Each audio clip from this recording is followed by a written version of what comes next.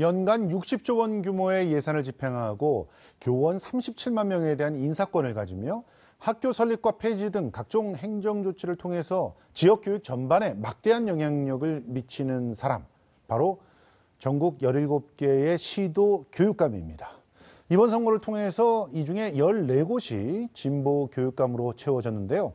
앞으로 교육 정책에 상당한 변화가 있을 것으로 예상이 되어서 전문가 두 분 모시고 자세한 얘기 나눠보겠습니다. 강혜승 참교육학부모의 서울지부장 모셨습니다. 안녕하세요. 예, 네. 반갑습니다. 노영희 변호사님도 나오셨습니다. 안녕하세요. 안녕하십니까. 예.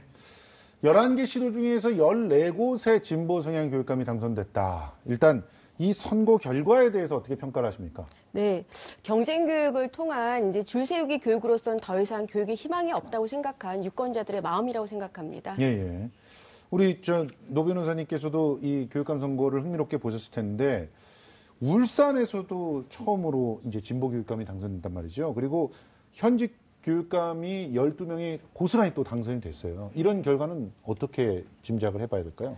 아무래도 이제 그 교육이 그동안에 우리 국민들에게 미쳤던 영향이라던가 우리 국민의 경쟁력 향상이라던가 삶의 질적인 측면에서 지금까지의 방식은 옳지 않았다라고 하는 것을 이번에 더 한번 알려준 것 같고 예. 또 하나는 교육이라고 하는 것은 일관성을 가지고 장기적으로 진행되어야 되는 것인데 예. 이번에 또 다시 교육감을 성향을 바꾸게 된다라고 하면 또 기존에 있었던 것이 이번에 갑자기 또 바뀌게 되면서 더 혼란을 가중시킬 수 있다라고 하는 예. 그런 국민적인 선택이 아니었나라고 생각합니다. 사실은 뭐 그동안 지방정부하고 교육청하고 알력이 굉장히 심했던 곳들이 많잖아요. 네, 그렇죠. 뭐 여러 군데가 그랬었는데 일단은 그 진보 교육감들이 지속적으로 그 추진해온 교육 정책들이 좀 힘을 받게 될 전망이죠.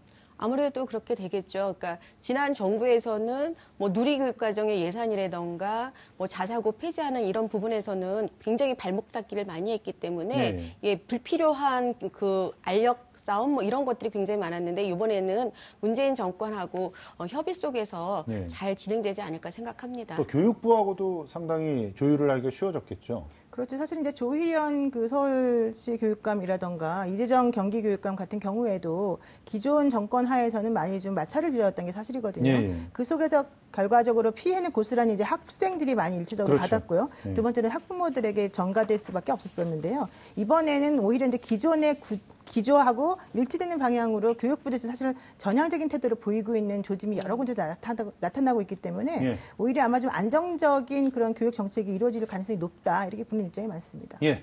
자, 이제 집중적으로 이슈들을 갖다 좀 짚어보려고 하는데요. 자, 시도교육감, 특히 진보교육감들의 공통 공약이 있습니다. 네. 일단 고교서열화를 해소하겠다. 네. 그러면 고교서열화의 주범이 사실 특목고, 네. 자사고 이렇게 네. 얘기되는데 이제 뭐 자사고라든가 또 외고라든가 뭐 이런 학교들은 일반 고등학교로 전환이 될까요? 아무래도 예전과 같지는 않겠죠. 그러니까 지금 교육부도 지난 12월 26일 날 지금 시행령을 좀 개정을 했습니다. 네. 예, 그래서 지금 일반고하고 특권학교를 같이 동시 이제 전형을 하게끔 진행을 했고, 예. 그다음에 특권학교 학생들이 일반고에 중복 지원하는 것들을 시행령으로 막아놨는데 예.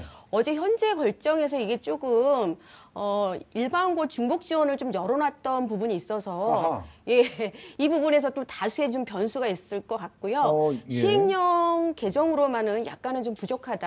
정부의 강력한 의지 속에서 법부터 좀 바꿔야 되지 않나 하는 이런 이야기들이 많이 나오고 있습니다. 아니 그런데 교육부가 먼저 법을 개정을 할 가능성이 지금 있나요? 법을 개정해서 자사고 빨리 일반고로 뭐 외고 빨리 일반고로 가 이렇게 그렇게 하기는 하기가 사실은 좀 좀 어렵지 어렵죠. 않습니까? 당연히 어렵고요. 예. 근데 2017년 12월 달에 그 법 시행령에 개정된 내용은 현재는 일반고보다는 특목고나 자사고에서 학생 선발권을 먼저 가지죠. 예. 그래서 여기에 우수한 학생이 먼저 몰리고 여기서 떨어진 학생들이 주변에 있는 인근 학교로 이제 일반고로 진학을 하게 되는 건데 그거 자체가 서열화되는 이제는 거죠. 예. 이제는 그것을 다 균등하게 맞추어서 일반고든 특목고든 똑같은 기간에 학생을 선발하도록 하되 네. 만약에 특목고를 지원했다가 떨어지게 되면 미달되어 있는 학생들이 다니는 학교로 이제 배정이 될 수밖에 없는 구조가 되어서 네. 사실은 특목고나 자사고 입장에서 보자면 학생 선발권 자체를 빼앗긴 셈이 되죠. 왜냐하면 학부모나 학생들 입장에서는 위험성을 그렇게까지 감수할 필요가 없으니까. 예. 근데 사실 저도 외고를 나왔습니다. 솔직히 말하면.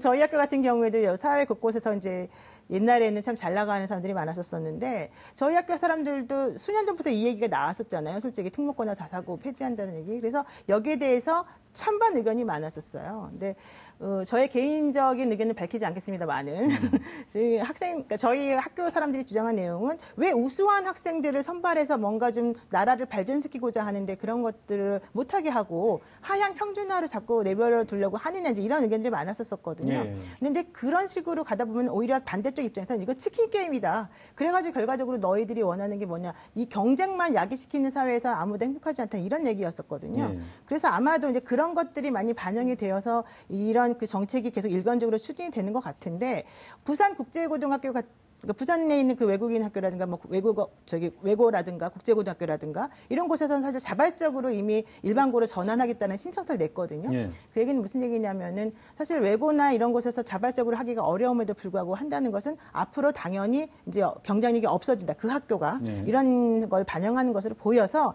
뭐 시대의 흐름이라고 하는 것을 조금 막기는 어렵지 않아 보이나 이런 생각이 듭니다.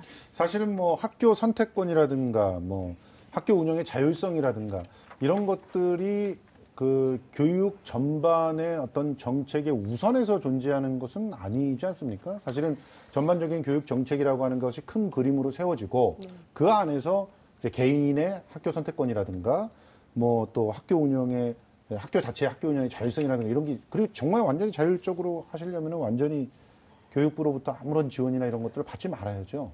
그런 거 아닙니까? 그런데 뭐 지원은 지원대로 달라고 막 이렇게 네. 하면서 우리 운영은 자율적으로 하겠다. 네. 그리고 자기네들을 재단은 돈도 안 내고 이러면 그렇죠. 좀 안 되지 않을까? 그러면 그렇죠. 세금도 걷지 말아야죠. 그렇게 말씀하시면. 제가 보기에 그건 극단적인 말씀하시는 예. 것 같고 다만 이제 말씀하시는 것처럼 어느 권리를 더 우선할 것이냐 예. 어떤 식으로 운영을 해야 학생들에게 더 좋을 것이냐 이제 이 측면에서 먼저 따져봐야 되는 건데 학교 선택권이라든가 학교 운영 자율권이라든가 이것도 매우 중요한 문제입니다. 이것이 반드시 교육 정책에 꼭 포섭이 되어서 그것들의 서브적인 권리인 것처럼 얘기하는 것은 저는 옳지 않다고 봅니다. 다만 그런데 불구하고 현행처럼 해야지만 학교 선택권이 유지되느냐 그렇지 않다는 거죠. 실질적으로 그러니까 서로 선발할 수 있는 기간을 동일하게 한다고 해서 선택권을 없애는 건 아니거든요. 그러니까 이 학교 선택권이나 운영 자율성 때문에 뭐 외고나 특목고를 없앤다, 뭐 자사고를 없앤다 이거는 말이 안 된다 이런 주장은 사실은 그 전제 자체나 그 주장 자체로 사실은 약간 모순입니다. 왜냐하면 정말로 그럼에도 불구하고 내가 그 학교에 가고 싶으면 그냥 가면 되는 거거든요.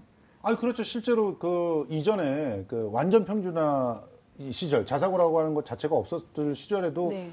자기 스스로가 자율형 그럼요. 사립고를 운영하던 데가 있잖아요. 그렇겠죠. 예. 네, 네. 민족사관고등학교 같은 네, 데는 그렇게 있습니다. 운영을 했잖아요. 네, 예. 상산고나 뭐 그런 학교. 그렇게 그렇습니다. 했고 예. 그래서 거기를 가지고 뭐 예를 들어서 그 정부 정책 때문에 내가 학교 선택권이 침해됐습니다. 학교 운영 자율성이 없습니다. 이렇게 얘기를 했던 것 같지는 않거든요. 일단 잠깐 근데 그거는 예, 예. 좀 부적절한 면이 또 있어요. 예. 돈이 문제잖아요. 만약에 그렇게 말씀하시게 되면은 돈 많은 사람들만 그런 식으로 자율권을 가지게 되고 선택권을 가진다는 얘기가 돼요. 왜냐하면 민족사관학교 같은 경우도 돈이 얼마나 많이 들어가는데요. 잘 모르시죠 아직까지. 아니 그거를 갖다 제가 모를 일은 없고요. 그러니까 돈 많은 사람들만 갈 수 있는 그런 학교들을 만들어서 그들이 입시 교육에 그렇죠. 최적화돼 있는 네. 그러니까 정부에서 이렇게 교육을 했으면 좋겠다라고 하는 것에 어긋나게 하면서 하는 것들이 그렇죠. 그 사실은 예, 운영이 굉장히 좀 문제가 변형적으로, 있다라는 그렇죠. 얘기 예, 아니겠습니까? 맞습니다. 예. 네. 자꾸 이렇게 진행을 하시려고 하시면 굉장히 제가 지금 궁금해서 곤란해집니다. 여쭤보는 거예요. 예. 진보교육감 하면 상당수 국민들이 혁신학교를 떠올릴 정도로 혁신학교가 진보교육의 상징이 되고 있는데 네, 맞습니다. 지금 혁신학교가 확대될 가능성도 커졌죠. 예, 확대돼야지만 된다고 저는 생각을 합니다. 일단 예. 획일성 교육을 탈피하는, 그러니까 아이들 다양성 존중하고 아이들 비판적 사고가 그리고 창의력적인 그런 사고를 키우는 교육을 지금 전환해야 된다는 그 국민적인 요청들이 많이 있거든요. 그렇기 때문에 혁신학교는 우리 미래 교육을 위해서도 전국적으로 좀 확산돼야지 된다고 저는 생각합니다. 예. 그런데 이제 혁신학교를 비판하시는 분들이 기초학력이 낮아졌다 이렇게 얘기를 하고 있는데 어떻게 생각하십니까? 조금 떨어진 건 사실인 것 같아요. 네. 실질적으로. 근데 이제 기초학력이라고 하는 것을 무엇으로 정의할 것이냐, 그리고 반드시 그것이 높아야만 되는 것이냐, 이제 이런 부분에서 또 다시 얘기가 좀 시작이 되는 것 같은데요. 예. 이제 화면에서 보시는 것처럼 지금 2016년도 고교 학업 성취도 평가 결과를 보시게 되면 혁신 학교의 그 빨간색으로 지금 표시되어 있는 부분하고 예. 또 그 하늘색으로 표시되어 있는 부분이 전국 평균보다도 사실은 조금 더 낮고 안 좋은 것으로 보이잖아요. 예. 저거만 보더라도 사실 기초학력이 생각보다는 낮은 게 아니냐 이런 얘기를 할 수밖에 없어요. 그런데 이제 그렇다면 우리가 그동안에 지향점으로 삼아왔던 기초학력이라고 하는 것이 그러면 그렇죠. 제대로 된 기준에 맞춰서 만들어진 것이냐 좀 생각해 볼 수 있고요. 예. 또 하나는 이제 그렇다면은 이걸 아예 질적으로 향상시키는 방향으로 좀 커리큘럼을 바꿔가는 방향을 좀 찾아보지 않으렴 이런 얘기가 예. 나오는 거죠. 그러니까 예컨대 뭐 무조건 혁신학교는 놀기만 하는 학교, 뭐 무조건 자율성을 중시한다는 의미로 인해서 학교 공부는 안 해도 되는 학교 이렇게 인식이 되는 부분이 있기 때문에 그런 부분들을 좀 사실은 세밀하게 조금 좀 더 그 상향적으로 조정하거나 좀 다른 방식의 운영을 하는 것으로 이걸 해결하는 게 맞지 않나 싶습니다. 사실은 뭐 그 기초 학력을 가지고 학교의 질을 판단하는 그런 나라가 선진국에는 거의 없는 걸로 지금 알고 있는데요. 사실 기초 학력보다는 창의적인 그렇죠. 그 교육을 어떻게 하느냐, 그리고 얼마나 그 학생들이 행복한가, 그렇죠. 네. 학교에서 행복한가. 네. 사실 그런 부분을 가지고 이게 따져야 되는 것 아닌가 하는 생각이 듭니다. 이제 좀 낡은 틀거리로 학교를 평가를 하는 부분이 있는 거 아닌가 하는 생각도 드는데, 지금 고교 무상교육에 대해서도 아주 뜨거운 네. 쟁점들이 좀 있죠. 네, 있습니다. 지금 고교 무상교육 실현 어떻게 보십니까? 가능성이 있을까요? 가능성이 당연히 있죠. 예. 예, 박근혜 정부에서도 고교 무상교육을 내걸었지만 전혀 시행을 안 했는데 예. 지금 일단 일부 지자체에서도 보면은 뭐 광명이라던가 강원도 뭐 일부 지역에서 광주도 그렇고 무상급식은 지금 고등학교 실시하고 있습니다. 그리고 경기도 같은 경우는 교복도 이제 무상으로 지원하겠다고 그렇죠. 하는 예. 조례까지 발의하고 있고 그렇기 때문에 이거는 의지만 있으면 가능하다고 생각을 합니다. 예산의 문제도 동반돼야 되겠지만은 결국은 정부와 지자체 그리고 교육감들의 의지의 문제라고 생각을 합니다. 뭐 이렇게 일단 고교까지 무상교육을 하면은 상당히 그 뭐랄까 그 교육 복지는 강화되는 거잖아요. 네, 그렇습니다. 실제로 선진국 중에서는 대학까지 무상교육하는 데가 많잖아요. 유럽은 많이 그렇죠, 있습니다. 많이 예. 있죠. 그런데 네. 우리는 고교도 무상교육을 못 하고 있는. 네, 그러니까 그렇습니다. 교육복지 측면에서 굉장히 질이 낮은 상태인데, 그런데 항상 걸리는 문제는 재원 마련이잖아요. 재원 마련을 어떻게 해야 될까요? 저는 좀 이해가 안 가는 게 우리 모든 이 컵 하나를 사더라도 교육비가 다 붙어요. 솔직히 네. 말하면. 근데 왜 맨날 돈이 없다 그러는지를 솔직히 좀 이해를 못 하겠어요. 예.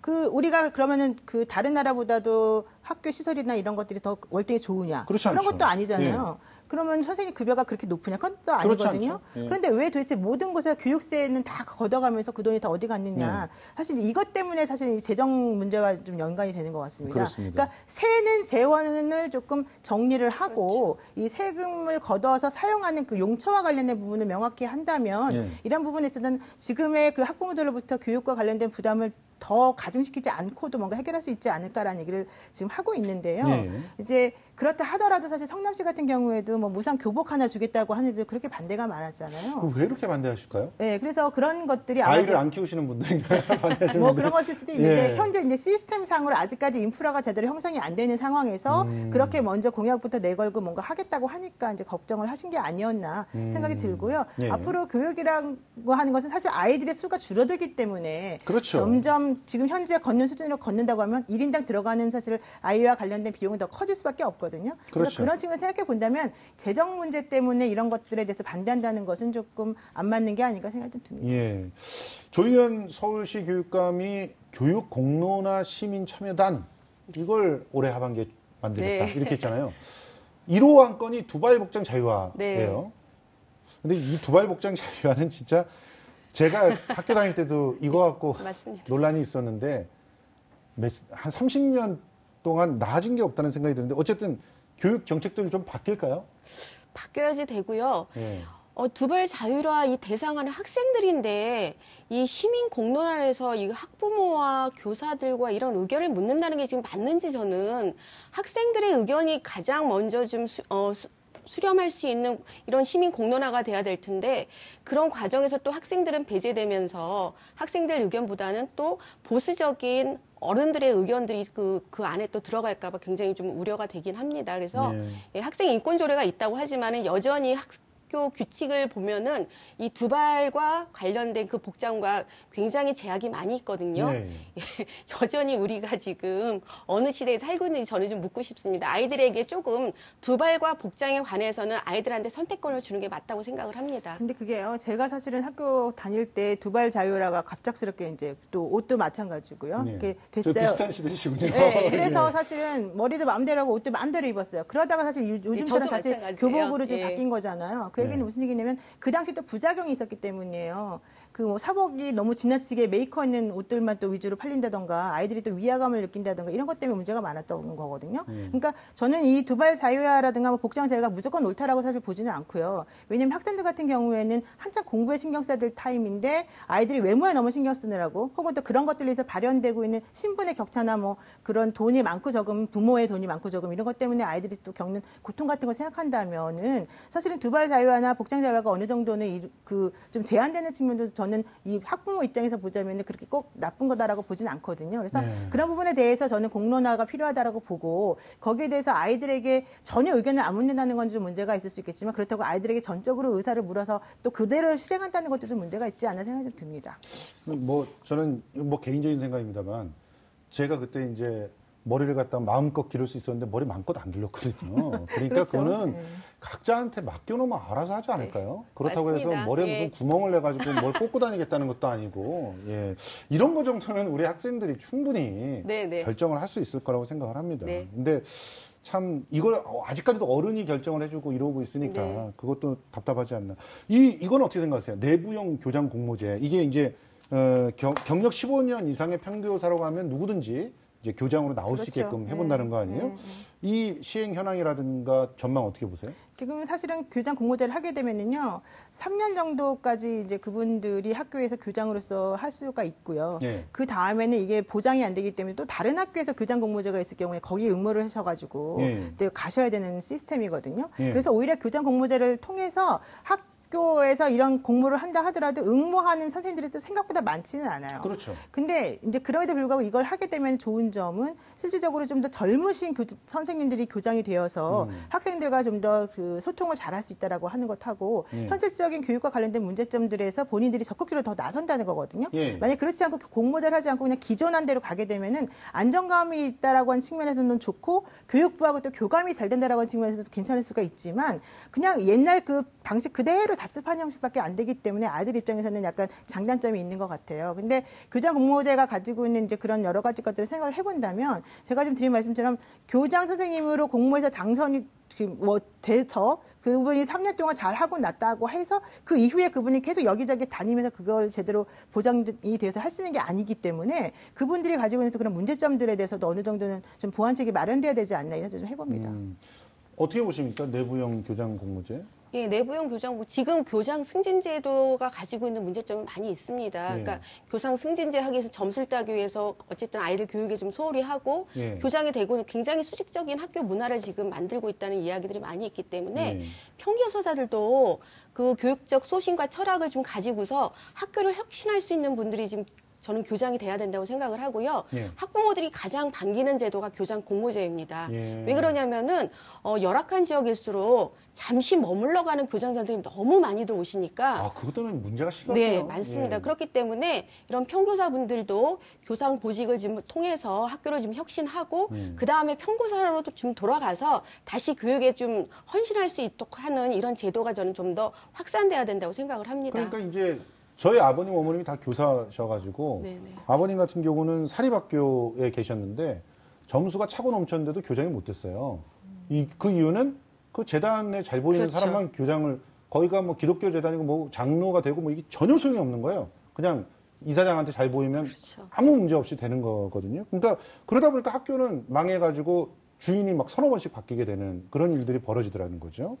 그러니까 결과적으로 공모제가 갖고 있는 장점은 혁신적인 어떤 도전들을 해볼 수 있다는 건데 그렇죠. 그런데 또 3년 이후에 평교사로 내려온다는 게 이게 네, 그게 조금 그들이 힘들죠. 가능할 것인가 받아들일 수 있을 것인가. 근데 우리 그 지부장님께서는 그런 것도 문화가 되면 된다. 그렇죠. 이런 인식이시죠? 예, 지금 현직 교장 선생님들 수업을 전혀 안 하시고 행정적인 업무만 하시잖아요. 예. 예, 그분들이 행정적인 업무 한 4년 하시면은요, 아이들 가르칠 수가 없어요. 맞습니다. 그러니까 지금이라도 교장이나 교감 선생님들도 일주일에 한두 번이라도 수업에 좀 참여를 해주셨으면 좋겠습니다. 알겠습니다. 자, 지금 6.13 지방선거에서 17개 지역 중에서 10개 지역에서 정교조 출신의 진보교육감이 당선된 통계가 있는데요. 그러면 이제 법의 노조인 정교조가 합법화되는데 힘을 쏟지 않겠느냐 이런 얘기가 있는데 어떻게 보십니까? 네. 일단 지난 6월 22일 날 전국 시도 교육감 협의회에서 교육감 협의회 이름으로 지금 정부에서 적극적으로 지금 이걸 해결해 달라고 하는 호소문을 좀 발표를 했습니다. 네. 일단 박근혜 정권에서 그 양승태 대법원장하고 같이 이게 하나의 교육의 적폐가 아니냐 하는 이런 이야기들이 지금 많이 나오고 있는데 지금 정교조는 지금 청와대 앞에서 지금 농성을 하고 있거든요. 이 부분에서는 지금 문재인 정부에서 하루 빨리 지금 시급히 해결해 주셨으면 좋겠습니다. 사실 의혹이 있죠. 사법거래의 대상 중에 하나였죠. 전교조를 그렇죠. 법의 노조 만드는 것이. 그렇죠. 전교조가 법의 노조라는 판결이 나온 것에 대해서는 양승태 전 대법원장이 박근혜 청와대하고 뭐 거래했기 때문이다라고 하는 의혹이 사실이 있습니다. 근데 이제 이것에 대해서 그렇다면은 이미 확정 판결이 난 것에 대해서 다시 뒤집을 수 있겠느냐? 사실 이제 그건 좀 어렵지 않느냐라고 하는 게 이제 현재로서는 법조계에서 보이는 시각인데요. 아니 근데 시행령 하나만 바꾸면 된다는 주장들도 하시거든요. 네, 맞습니다. 그러니까 예. 현재로서는 아직까지 근데 그런 식으로 뭐 바꿔야 된다라고 하는 의견 자체가 사실 다니지는 않고 있고요. 예. 더 중요한 건 전교조라고 하는 그 집단에 대해서 그 학부모들이 약간 좀 배척하는 마음을 좀 많이들 가지고 표현하고 있다는 것이 또 네. 하나의 이제 걸림돌이 작용하고 있습니다. 예, 수십 년 동안 부정적인 그런 그렇죠. 기사들만 그렇게 많이 쌓아 올려지다 보니까 그런 선입견들이 좀 있으시지 않나 생각이 됩니다. 교육부가 현재 초등학교 6학년이 고교에 진학하는 2022년부터 고교 학점제를 하겠다. 이것도 굉장히 뜨거운 이슈예요. 이게 시행된다면 어떤 변화가 벌어질까요? 일단 학생들의 선택권, 그러니까 수업의 선택권이 주어지겠죠. 근데 이게 지금 현 정부에서 얼마만큼 의지가 있느냐? 의지가 예. 있고 로드맵이 있고 지금 내부적인 내용들이 지금 하나도 발표되지 않으니까 국민들은 좀 불안하고 왠지 더 반감이 생기는 경우가 더 있는 것 같아요. 예, 먼저 모르면 이제 공포스럽죠. 네. 지금 현재 보시고 있는 그래프를 보면 이제 교육 과정에서 고교 학점제를 채택하게 되고 수강 신청과 수업 평가 거의 대학처럼 네. 체계를 밟아서 하겠다라고 하지만 근데 현장은 그렇지 일단 않죠. 교사가 있느냐 평가할 수 있느냐 이런 게 문제잖아요. 더 중요한 거는 저런 식의 그 학사제도 운영 체계를 갖춘다라고 하더라도 예. 이게 제대로 운영이 안 될 가능성이 높다는 거죠. 왜죠? 왜냐하면 대학 입시와 연관되어 있기 맞습니다. 때문이죠. 예. 그러니까 중요한 거는 요즘 뭐 여러분들 다 아시겠지만 대학생들도 취업에 유리한 것만 골라서 사실은 듣고 그렇죠. 정말 예. 꼭 필요한 과목은 안 듣고 이제 선택적으로 하게 되면 그런 현상이 벌어지는데 예. 특히 이런 식으로 초등학교 6학년이 고교에 진학하는 그 시점부터 이걸 하게 된다고 하면 아이들이 정말 배워야 될 것들을 안 배우고 학교 가기 유리한 것들에 대해서만 선택하지 않을까라는 우려가 사실 있는 거거든요. 그렇죠. 게다가 이제 평가와 관련해서 A라고 하는 학교에서 A라고 하는 과목에 대해서 평가하는 방식하고 또 B라고 하는 학교에서 A라는 과목에 대해 평가하는 방식이 같다라고 볼 수가 없기 때문에 그렇죠. 그런 것들에 대해서 제대로 이게 갖춰지지 않는 이상은 학부모들의 반발이나 학생들이 갖는 불안감 같은 것들을 불식시키는 어렵지 않을까 이런 생각이 좀 듭니다. 일단 뭐 지역별 교육 격차도 굉장히 그렇죠. 뭐 우려되는 부분이라서 서울 안에서는 큰 문제가 없어도 이제 지역으로 내려가면 지역의 시나 네. 또 뭐 읍이나 면단위 이렇게 됐을 때 굉장히 여건이 차이가 날 수가 있다는 거 이런 것들도 걱정스러운데 자 관건은 입시제도입니다. 근데 이 입시제도가 왜 아직까지 이렇게 바뀌지 못하고 있는 것일까 하는 안타까움이 있는데요. 지금 뭐 대입제도 어떤 변화가 좀 예상이 됩니까?